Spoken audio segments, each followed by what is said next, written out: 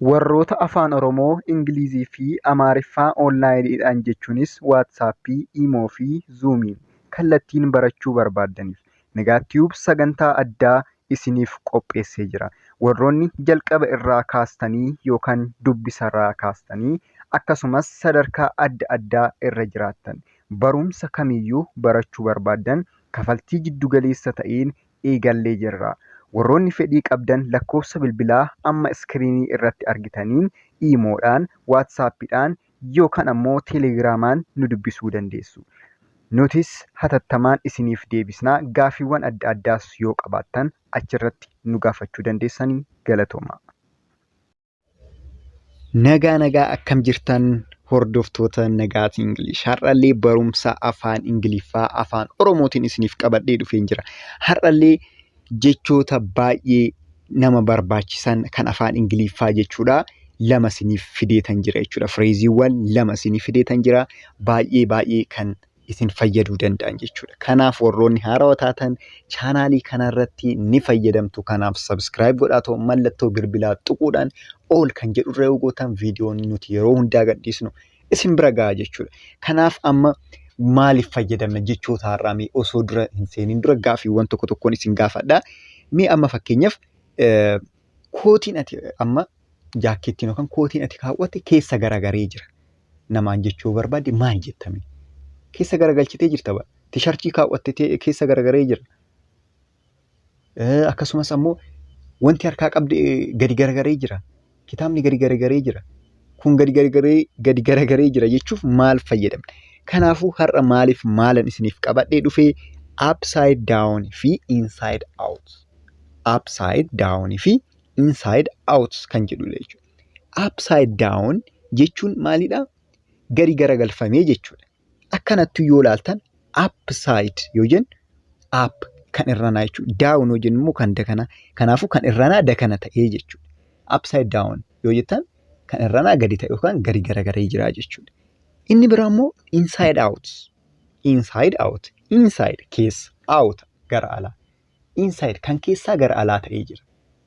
Yoo jecha tokkoon afaan Oromootiin ibsinu immoo maal jenna jechuudha? Keessa garagalee jira jenna jechuudha. Okay. Example yoo ilaalle more clear nu ta'a. Maal jedhaa? The book is upside down. The book is upside down. Kitaabichi gadi garagaree jira. Kitaabichi gadi garagaree jira. Okay. Fakkeenya lammaffaan immoo your t-shirt is inside out. T-shirtiin kan kee maal ta'eera? Keessa garagaree jira. Namni tokko amma yookaan fakkeenyaaf isin iddoo hojii wayii deemuudha yeroo muddamtanii keessa garagalchitanii uffachuu danda'an. Namni tokko dhufee your t-shirt is inside out. T-shirtiin kan kee keessa garagaree jira. Isin jechuu danda'a jechuudha. Kana jechuun inside out yoo ta'e yookaan kan keessa jiru gara alaa yoo ta'e jechuudha. Okay. Inni biraa immoo the picture frame fall and turned upside down. Turned upside down. Amma immoo asirratti maal jedha jechuudha? Fireemiin suuraa kufeetoo gadi garagaree jira. Fireemiin suuraa kufeetoo gadi garagaree jira. Upside isaa down. Upside down gadi garagaree jira jechuudha. Inni biraa immoo fakkeenya biraa itti fufna jechuudha. The map is upside down. The map is upside down. Kaartaan gadi garagaree jira. Oh, it's upside down. Amma namni tokko isinitti agarsiisu jedha upside down gadi garagaree jira jechuu yoo barbaadne amma maappiidha asirratti kaartaadha. The map is upside down jechuu dandeessan jechuudha. Inni biraa immoo she checked shirt by turning it inside out. She checked shirt by turning it inside out. Isheen maal goote? Tisharticha maal goote? Keessa garagalchitee laalte. Bituuf ta'uu danda'a. Keessa garagalchitee laalte. She checked shirt by turning it inside out. Garagalchitee laalte jechuudha. Maybe ishiin bituudhaaf ta'uu danda'a jechuudha. Okay. Inni biraa immoo the child wear clothes inside out for fun. The child wear clothes inside out for fun. Asirratti ammoo mucaan maal godheedha? Mucaan uffata keessa garagalchee uffatee maaliidhaaf? Akkanumatti namoota kofalchiisuuf jechuudha. For fun jedha. Keessa garagalchee uffatee.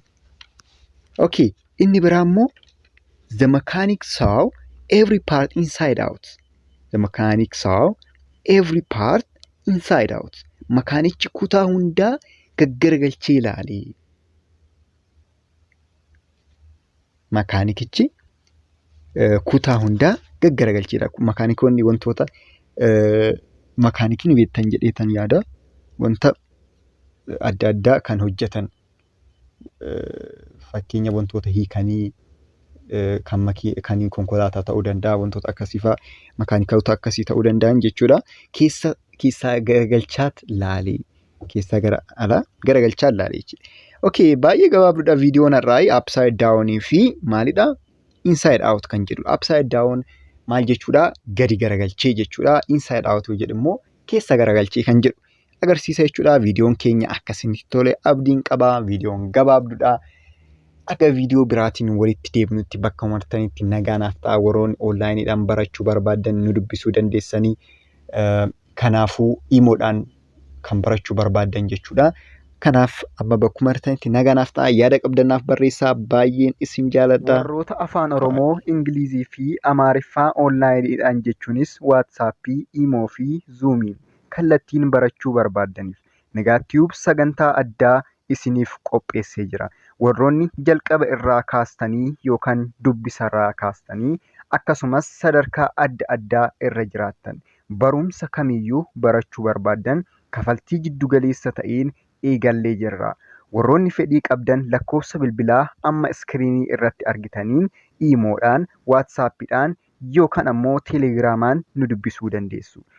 Nutis hatattamaan isiniif deebisnaa. Gaaffiiwwan adda addaas yoo qabaattan achirratti nu gaafachuu dandeessanii. Galatooma.